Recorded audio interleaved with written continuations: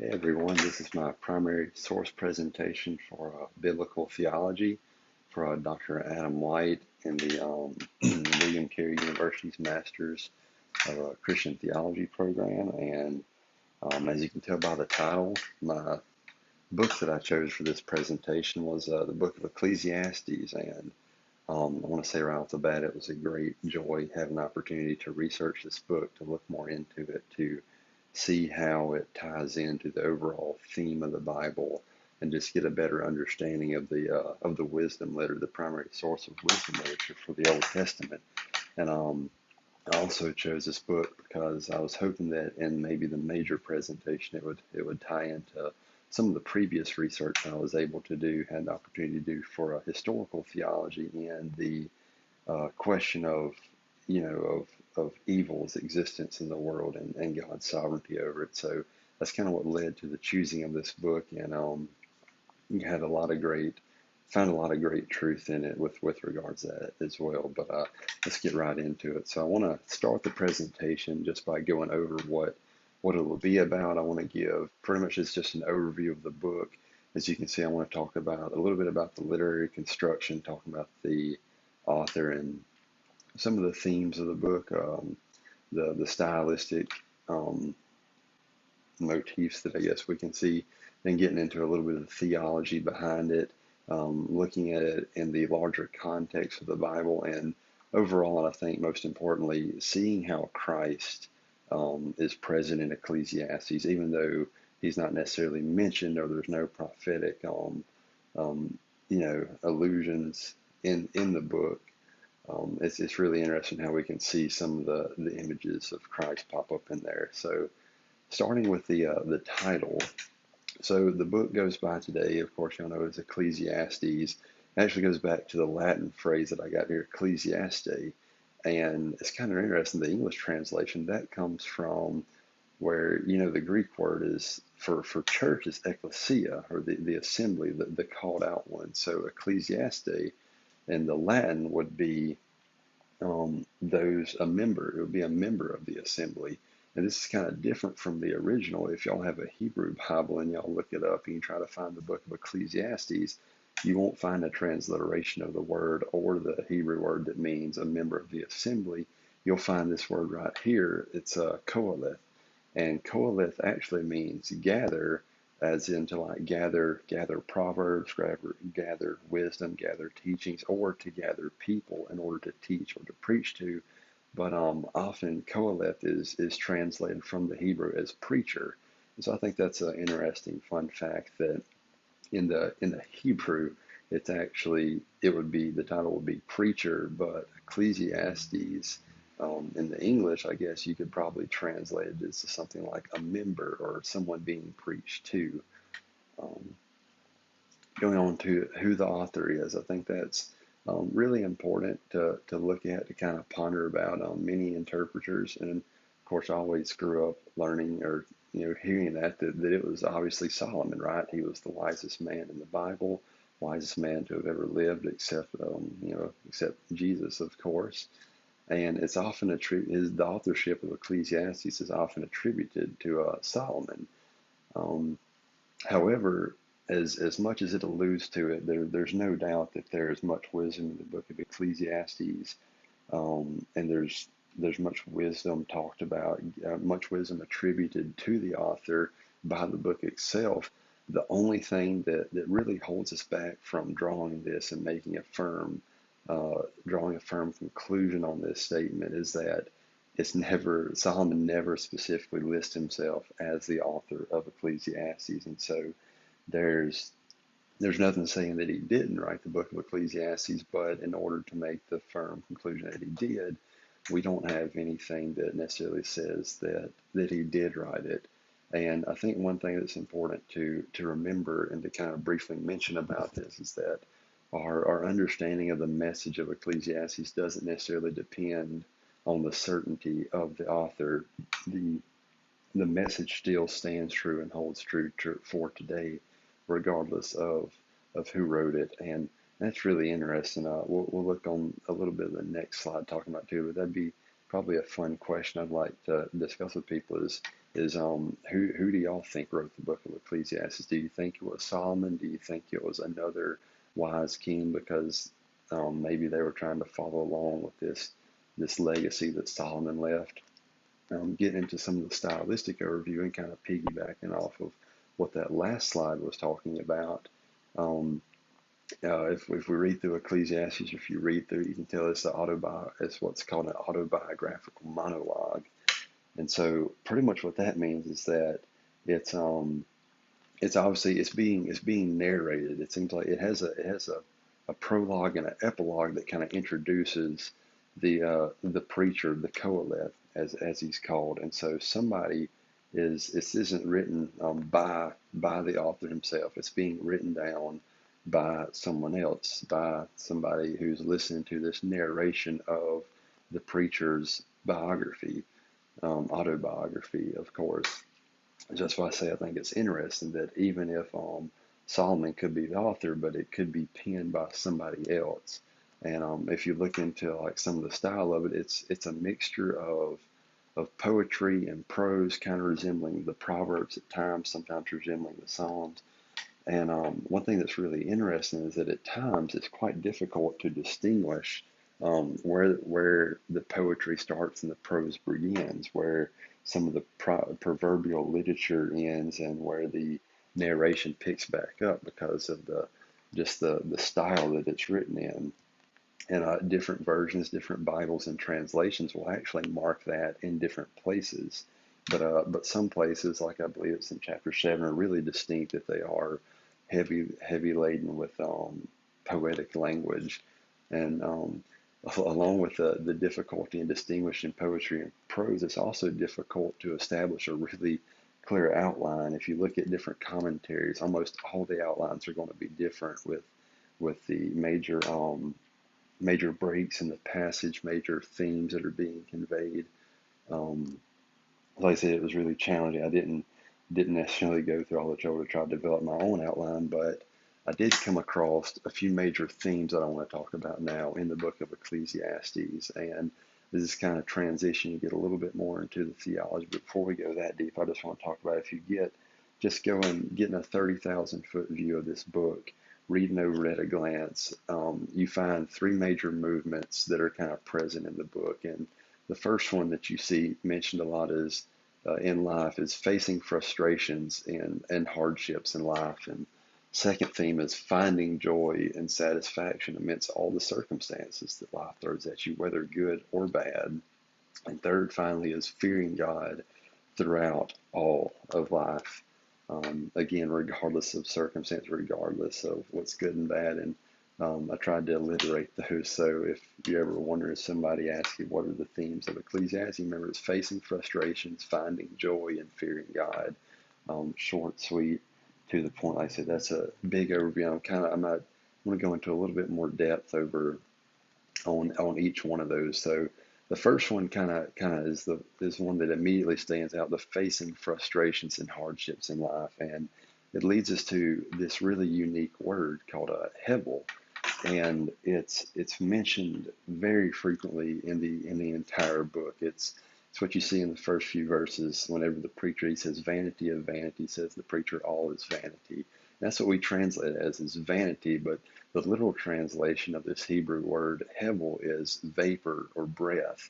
You see it present in other areas, in other books of the Bible that have to do with prophecy, talking about, again, the Bible sometimes translates it as vanity, but other places you'll see it as the breath of God. And there's a few connotations that this means whenever we refer to hevel. Keeping in mind that it means vapor, but that's what the preacher here in Ecclesiastes is alluding to. He said it's like striving after the wind, trying to obtain satisfaction in life. He said it's just like a vapor. It's here one minute, it's gone the next, and going back. That's what it's where we can get this theme. See this idea that part of the book of Ecclesiastes is about facing frustrations in life, and as you read the book, you'll see that whenever he mentions vanity, he's often talking about something that's either here one second, gone the next. And excuse me, I should have put the verses on here. I got them written down. right here, but you see the frustrating side of life indicated in verses 114, 117, 211, 17, 26, 4, 4, 6, 16, 6, 9. Um, and I said I wanted to put the verse on there, but I encourage you, if you had a Bible to maybe pull it out, go to Ecclesiastes, write some of these verses down, go and I encourage you to study them on your own time, to go back and look over just to see how these amazing themes are presented in the book itself. Um, so the frustrations of life is one. The perplexities of life is also what's interesting that he mentions whenever he's talking about this word hevel. This is in texts such as chapter 3:11 verses 7:14 and 8:17, and that's the chapter 7:14.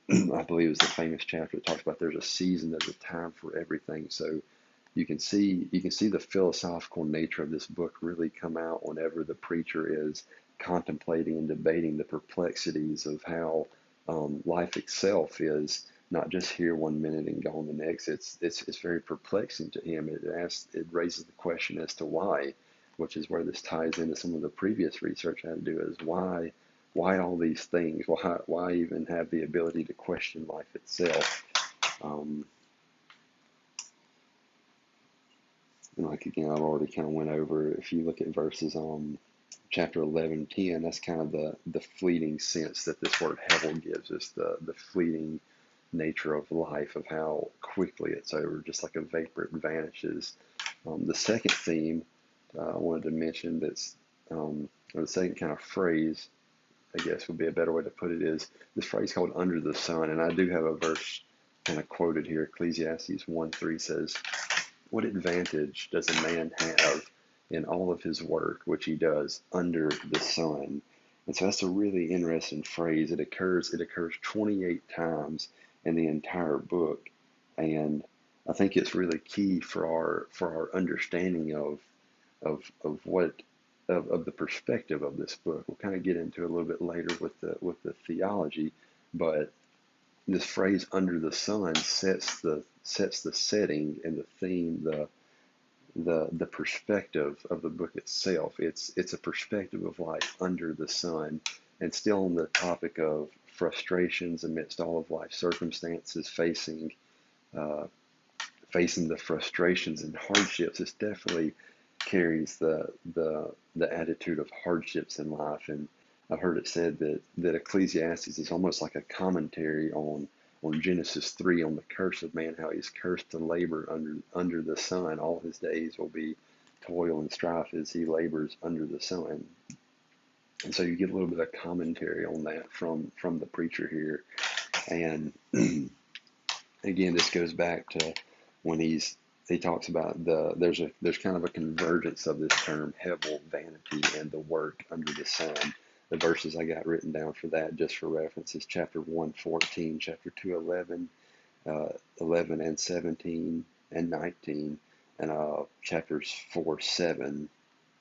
And so again, that's kind of the under the sun is like the perspective or the sphere under which the vanity is best perceived. And again, that's from the perspective of the author or the preacher. And have another verse here that I would say is probably the key verse to understanding the entirety of the book, and it's definitely by far one of my favorites in the book. It says, "Let us hear," Ecclesiastes 12:13, "let us hear the conclusion of the whole matter." So he's summing up the entire book with this statement right here: "Fear God and keep his commandments, for this is the whole duty of man."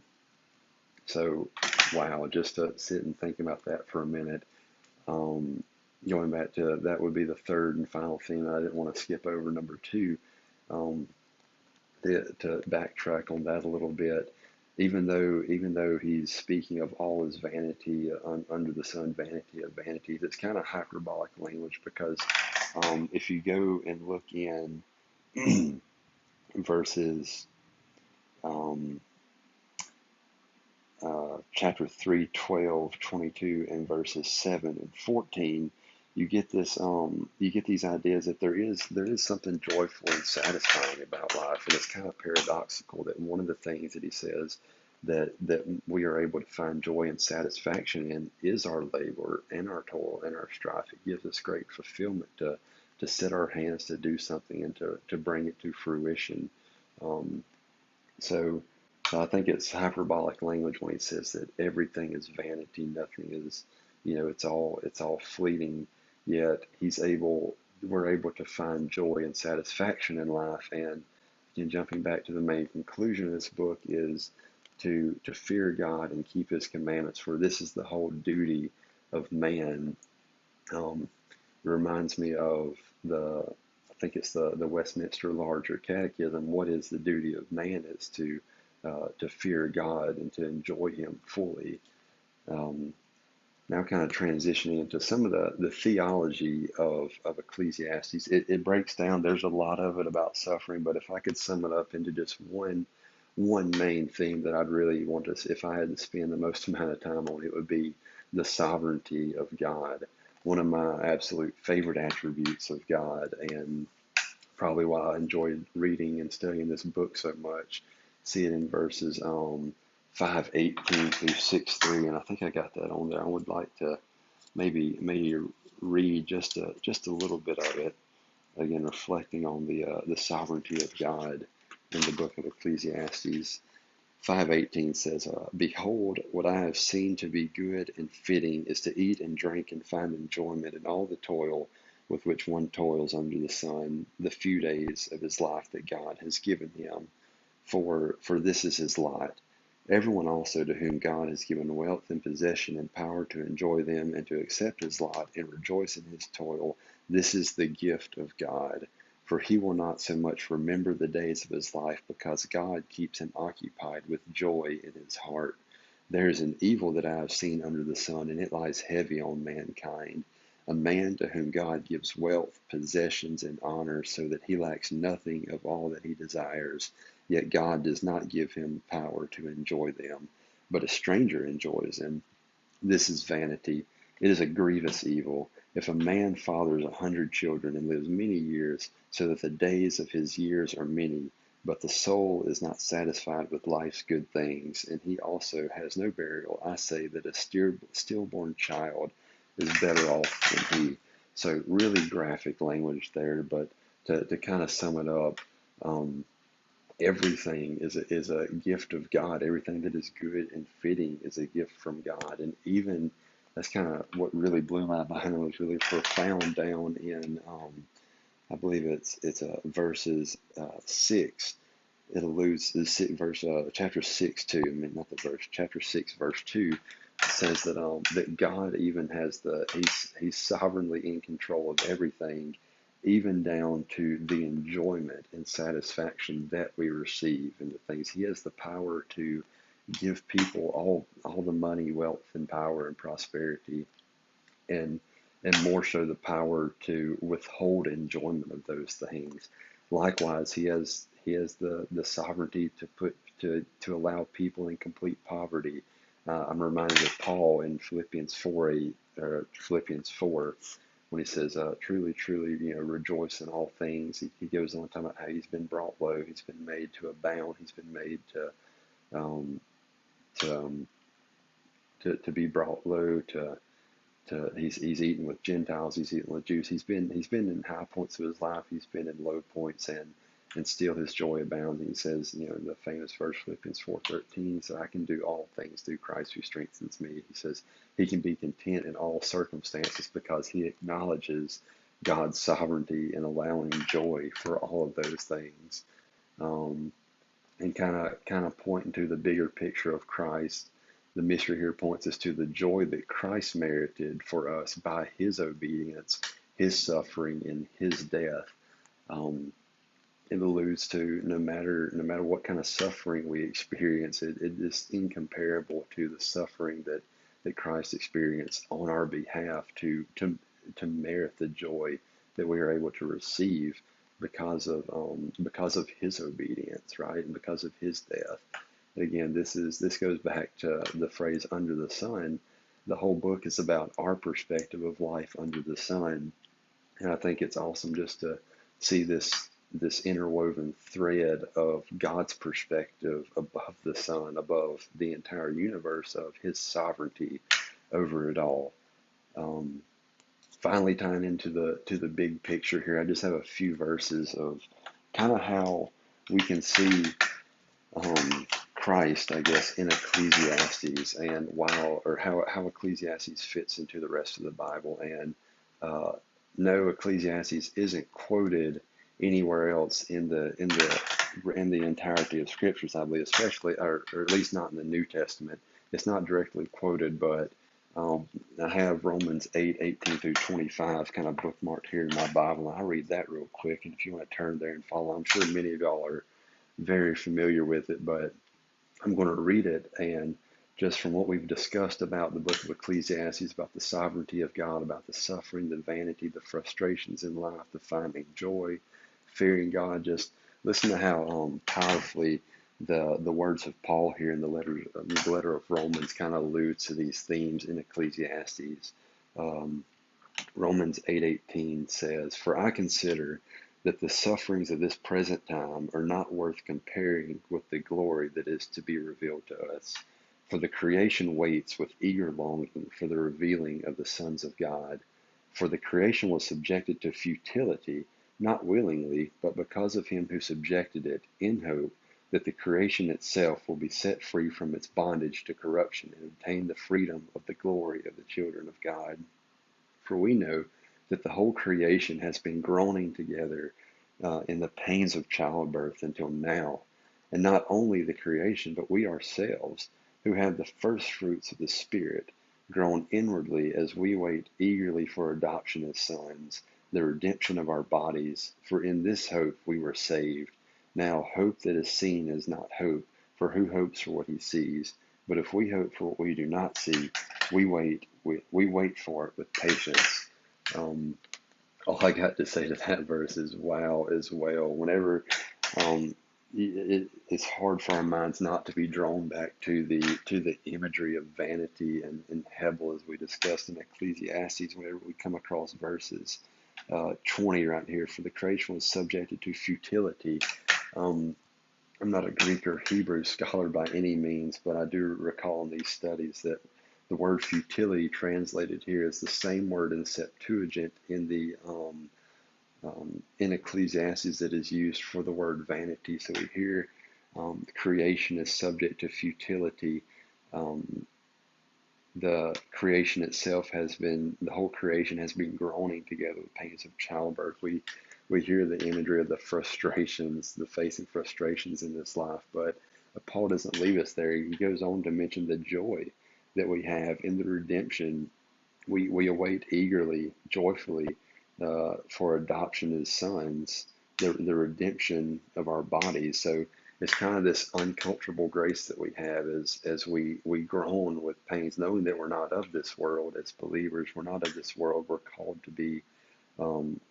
to live as a part of a different kingdom than the kingdom of this world, the kingdom of God. And so we're stuck with this uncomfortable grace that is uncomfortable in our current bodies, longing for our adoption as sons, and full of joy that we possess that and have that to look forward to one day. We hope for what we do not see with patience. And finally, flipping over to 2 Corinthians 5:1-11 real quick, just to wrap this up, talking about some more of these themes that we see in the New Testament. I think 2 Corinthians 5 right here probably hits on a lot more than Romans, as it goes kind of verse by verse, hitting on each one of these themes that we see in Ecclesiastes. So 2 Corinthians 5, starting verse 1 says, "For we know that if the tent that is our earthly home is destroyed, we have a building from God, a house not made with hands, eternal in the heavens. For in this tent we groan, longing to put on our heavenly dwelling, if indeed by putting it on we may not be found naked.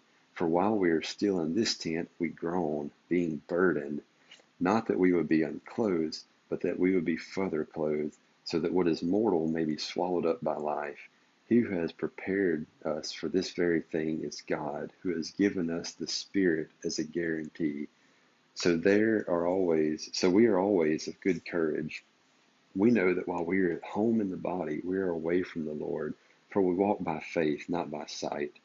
Yes, we are of good courage, and we would rather be away from the body and at home with the Lord. So whether we are at home or away, we make it our aim to please Him, for we must all appear before the judgment seat of Christ, so that each one may receive what is due for what he has done in the body, whether good or evil. Therefore, knowing the fear of the Lord, we persuade others, but what we are is known to God, and I hope it is known also to your conscience. So another amazing and fantastic passage written by the Apostle Paul. Um, and you got the ideas here I've written down. We must live by faith, not by sight.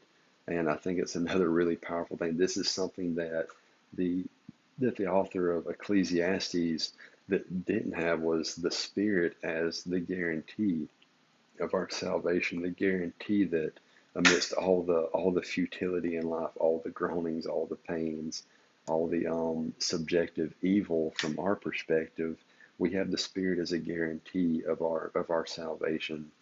And then going to chapter 5, verses 10, the end of verse 10, it says, we're all judged. We're judged according to, for whatever we do, whether it's good or evil.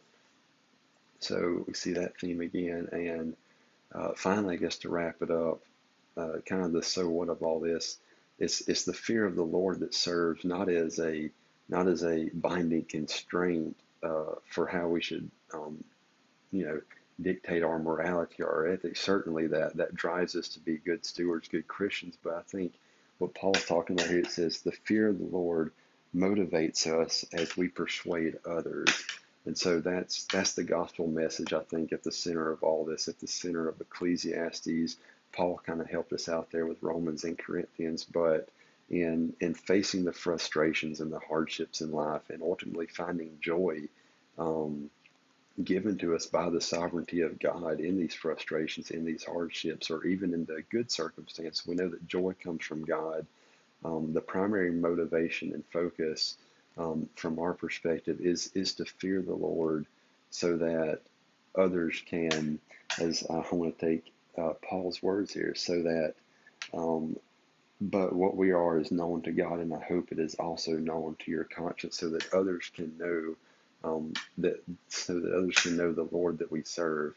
Um, and that's my prayer for all of us, and my prayer for myself every day, that the fear of the Lord would be such a motivating and driving factor in our lives that it would compel others to be drawn to serve the same Lord that we would, that whenever they see the joy in the uncertainty in our life, in the uh, the dissatisfaction, the unlikely circumstances that we may face, that would be powerful enough. It is powerful enough in itself, the power of the gospel in itself, to motivate others and to compel them to, yes, desire that same relationship. So, um, yes, I've digressed and rambled long enough. I thank you all for listening. I'm grateful again for the opportunity to research this, to dive deep, to be a student of God's Word in this season of life. I pray that you've all been um, edified in some way. I mostly pray that God has been glorified by the expounding of His Word and by this beautiful book that He ultimately inspired for our good and for His glory.